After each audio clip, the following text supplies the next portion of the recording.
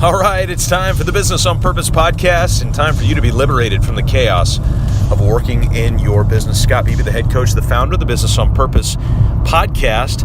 Powerful situation that I thought I would share with you. Just had a conversation with a small business owner. They run the business. They're the functional owners of the business, but they are not the legal owners of the business.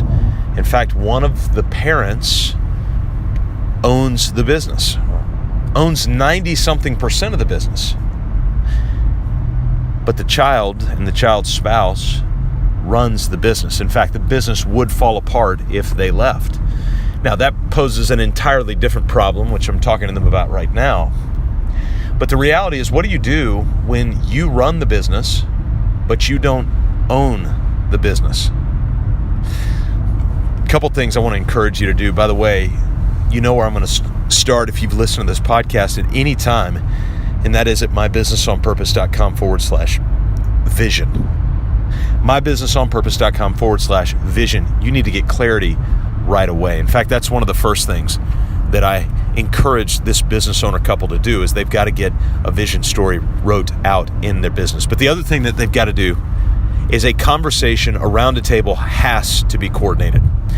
And coordinated at their suggestion with a mediator, somebody to stand in the midst, somebody who can be unemotional, somebody who can kind of sit back and go, hey, have you thought about this? Hey, have you thought about this? Hey, have you thought about this?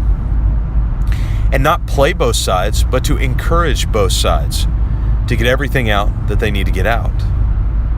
Because the reality is in a situation like this, a lot needs to be gotten out. Now, some of you might say, well, how'd you get in this situation in the first place? That's another podcast. This is for those of you who are in a tough ownership situation or know of a small business owner who is in a tough ownership situation and then saying something's got to change. It has to, in this situation, it has to change. Because you know what's going to happen? They're drawing a salary that is so subpar right now in the business, they could easily go get a full-time job, work half the hours, literally work half the hours, and make more money than they're working right now. Something has to change. And the suggestion that we discussed of what needs to change right away is they need to have equity ownership, and I would suggest majority equity ownership in the business as fast as possible. And buy into the business. Now, of course, we walked through the financials to make sure that the business would be viable at a rate that was fair. And we walked through a simple valuation metric, looking at earnings before interest and tax and depreciation, amortization, assets and property. And then looking at that and creating a fair multiple and coming up with a value. You got to take into account equipment, operating costs, and expansion, other elements. But the bottom line is we came up with a relatively fair number. They've got to get around the dinner table with this parent and basically say, hey, we're dying.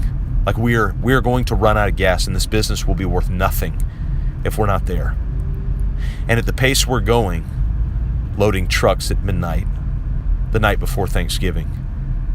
Not because they have a Thanksgiving product, by the way, just they wanted to take Thursday off. You'll run out of gas. And they are on a treadmill in their business. Fair enough. They agreed that that's where they're at. So I told them, you've got to get around the table as quick as possible with this parent, and you've got to have an owner conversation and be honest. Be honest about where you're at. Don't try to connive and deceive. Be honest about where you're at. Let them know you're going to run out of gas, and it's going to be sooner rather than later. And this is a young couple in their early 30s and late 20s. And just be honest and start there and see where the conversation takes you and see where the discussion brings you in terms of creating some data points that you can get your arm around to start understanding if you need a full-scale buyout, if you need an owner finance buyout, if you need an earn-out, if you need a go get a loan and buy the business, if the business is not even worth what they're willing to sell it for, you need to find that out, and a conversation needs to be had. So you might say, well, how do I get into that conversation? I think you have to do it with honesty around the exhaustion. Is to say, I just want to let you know we're exhausted and we need to have a conversation about the future of the business and what it looks like. Not in a mean-spirited way, not in a deceitful way, but in a very candid, honest way. And that conversation needs to happen sooner rather than later. In fact, it needs to have a date on it. It needs to have a date with a time and a location that feels very safe for everybody involved to be able to basically say, hey, I'm exhausted and we need help with this business.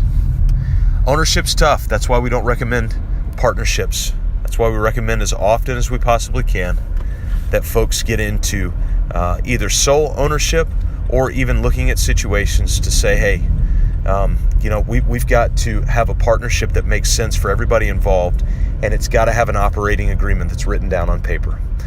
Guys, dual ownership, partnership, those things are tough. They're very tough. It's why we rarely recommend them, but when we do, or when we do see them, you've got to be in a situation where you're willing to have an honest conversation around the exhaustion that you're feeling, because that's usually what precipitates the question in the first place. I want to encourage you, though, start with your vision. mybusinessonpurpose.com/vision. We're there to help you as long as you're willing to put in the sweat. Start now. Scott Beebe, the Business on Purpose podcast.